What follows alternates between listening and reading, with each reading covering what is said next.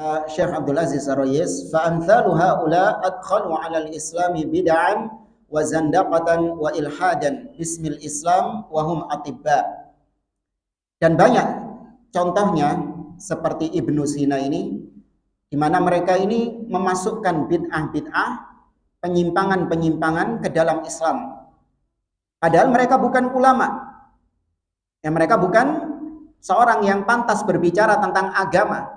Mereka adalah seorang dokter atau mungkin insinyur dan lain sebagainya.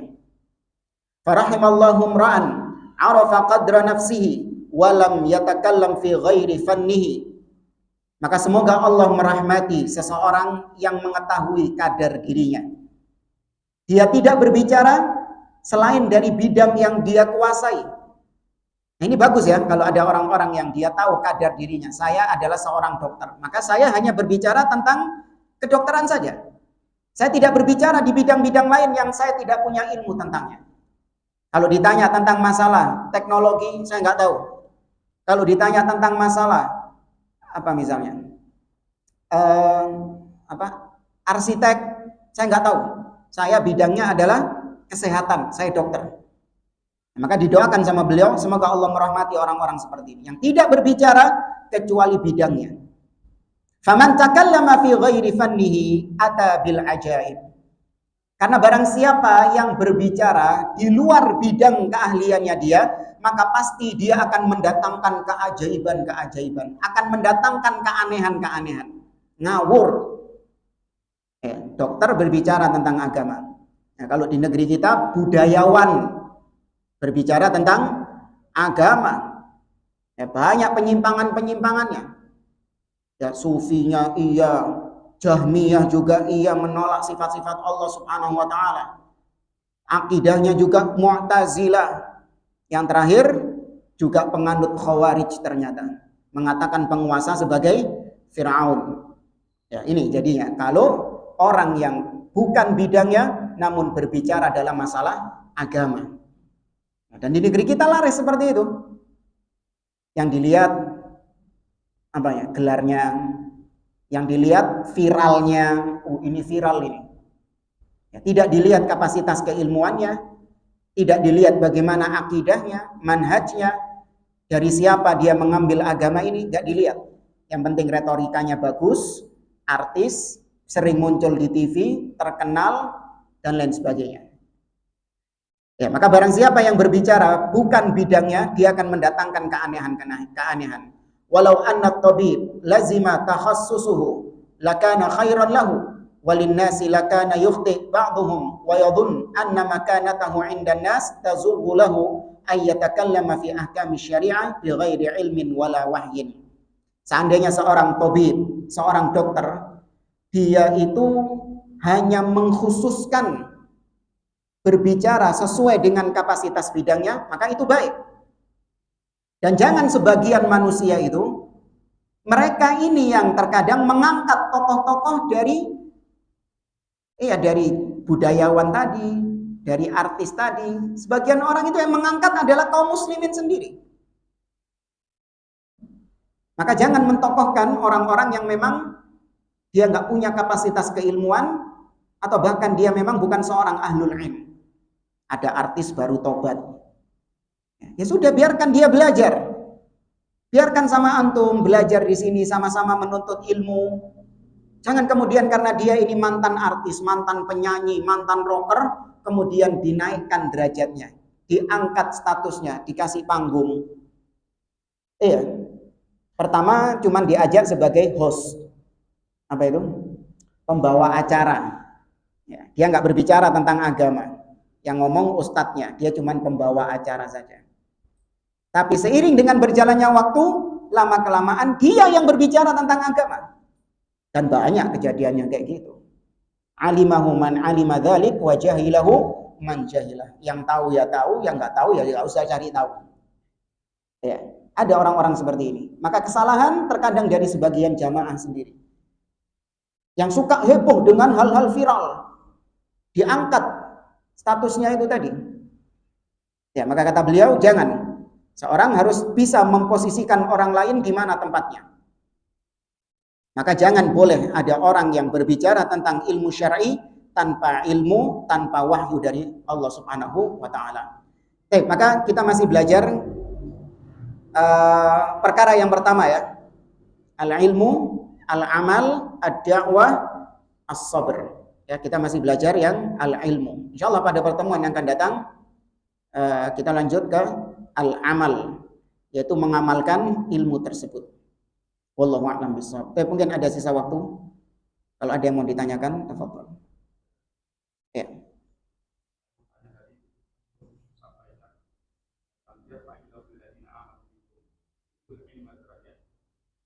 Siapa?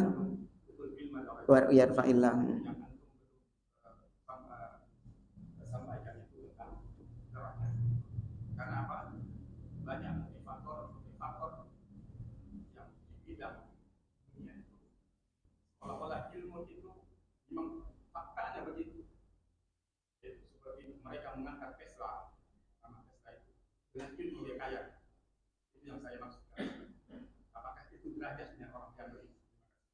Ya, memang kita sering ya pernah mendengar sebagian orang itu menggunakan ayat ini, surah Al-Mujadalah ayat 11, yarfa'illahu alladhina amanu minkum walladhina utul ilma darajat. Kata mereka ini berlaku meskipun bagi orang kafir. Tapi cuman di dunia saja derajatnya diangkat. Katanya gitu. Dengan dalil itu tadi, wah ini karena dia berilmu, meskipun kafir, dia berilmu dunia, maka diangkat derajatnya. Ya, derajatnya diangkat tapi cuma di dunia saja. Tapi tidak di akhirat derajatnya. Ada yang menafsirkan seperti itu, tapi wallahu a'lam, ana nggak pernah tahu ada tafsiran seperti ini dari para ulama salaf. Maka cukup kita pahami bahwa ilmu yang dimaksud di sini ilmu apa tadi? Ilmu syar'i. Adapun kalau ada orang kafir kaya raya, itu bukan hal yang mengherankan. Ya kan? Bukan hal yang, jangankan orang kafir yang berilmu, orang kafir yang enggak berilmu saja bisa kaya enggak? Bisa kaya raya. Ya, orang-orang kafir yang enggak berilmu bisa kaya raya. Karena memang dunia ini adalah surganya mereka. Ad-dunya sijnul mu'min wa jannatul kafir. Dunia penjara bagi orang-orang beriman dan surga bagi orang-orang kafir. Ya seperti teori yang berkembang itu. Ada dua orang sama-sama sekolah. Ya, ternyata yang satu hanya sampai tamatan SD saja. Dia nggak melanjutkan SMP, nggak melanjutkan SMA. Nah temennya ini sampai kuliah S1, kuliah S2, kuliah S3. Nah temennya yang SD, tamatan SD ini mau ngelamar kerja bingung kan? Dia nggak dapat pekerjaan karena cuma tamatan SD. Maka akhirnya dia menciptakan lapangan kerja sendiri. Menciptakan lapangan kerja sampai berkembang. Nah temennya yang S3 tadi itu akhirnya ngelamar ke dia. Ya, bisa kan? Sering kan terjadi seperti itu. Ya, yang punya company itu rata-rata orang-orang yang nggak punya background pendidikan dia. Dia yang merintis ya usaha, kemudian besar, yang dipekerjakan adalah orang-orang yang berilmu itu. Tapi ini bukan berarti terus kita nggak sekolah atau kita nggak menuntut ilmu, enak jadi orang bodoh saja, tidak. Ya seorang muslim itu dia mulia dengan ilmu yang dia miliki. Itu senjatanya seorang muslim. Nah, wallahu a'lam.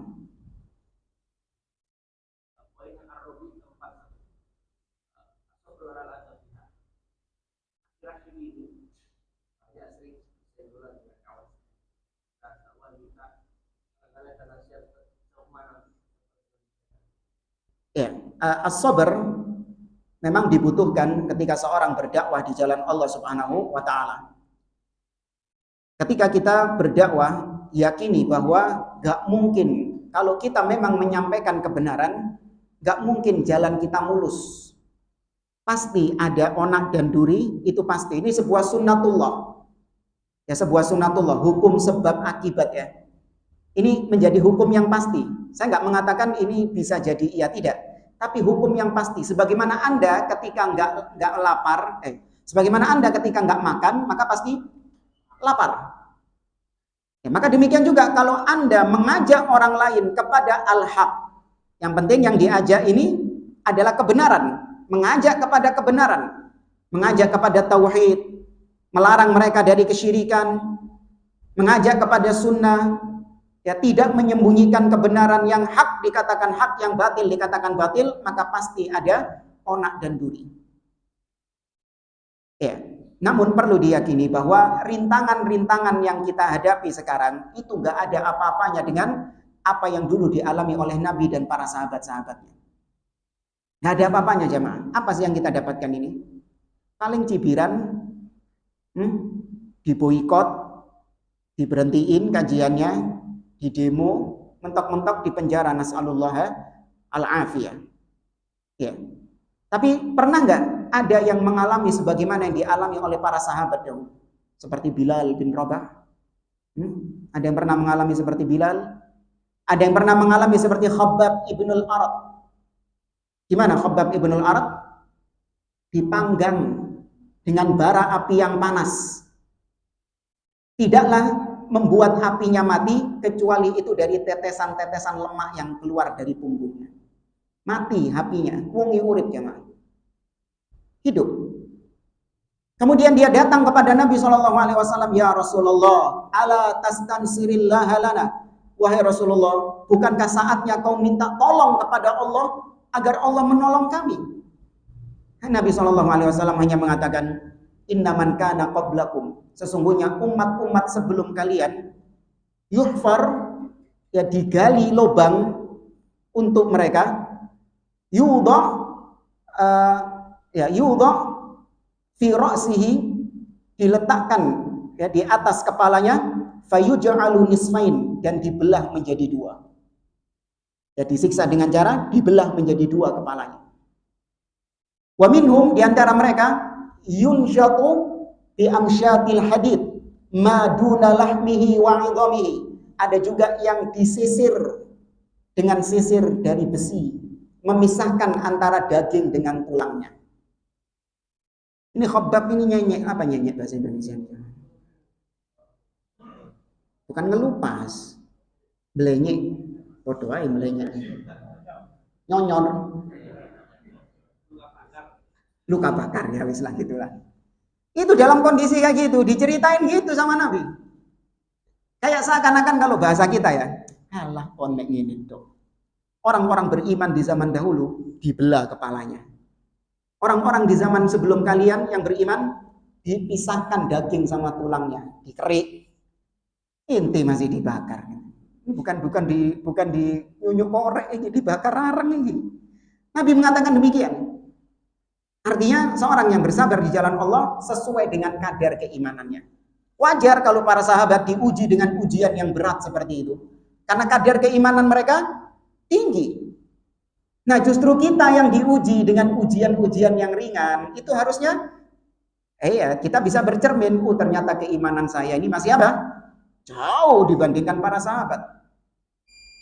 Ya. Inna idhamal bala au idhamal jaza ma idhamil bala. Sesungguhnya besarnya pahala sesuai dengan besarnya ujian. Ya, maka harus tetap bersabar. Bersabar itu bukan berarti diam ya. Bersabar itu artinya Anda tetap di jalan Allah ini. Jangan ke sana dan kemari, enggak. Stay di jalan Allah ini. Tetap berpegang dengan tauhid, tetap berpegang dengan sunnah. Ya, bukan artinya sabar ini gak lapo-lapo, meneng gitu. Enggak. Bukan itu sabar. Ya, memang itu termasuk salah satu bentuk kesabaran. Cuman sabar yang dituntut di sini adalah kau tetap sabar menggenggam agama Allah ini. Meskipun ombak menerpamu, meskipun angin kencang menimpamu, kau tetap berpegang dengan agama ini. Itu yang dimaksud sabar. Nah, wallahu a'lam bishawab. Akan ada penjelasan insyaallah nanti oleh Syekh Abdul Aziz Ar-Rayis. Baik jamaah, anak kira ini pertemuan kita. Insyaallah kita lanjutkan pada pertemuan-pertemuan akan datang. Aku lupa lihada. Wassallallahu ala nabiyyina Muhammad wa ala alihi wa sahbihi ajma'in. Wa akhiru da'wana anil hamdulillahi rabbil alamin. Assalamualaikum warahmatullahi wabarakatuh.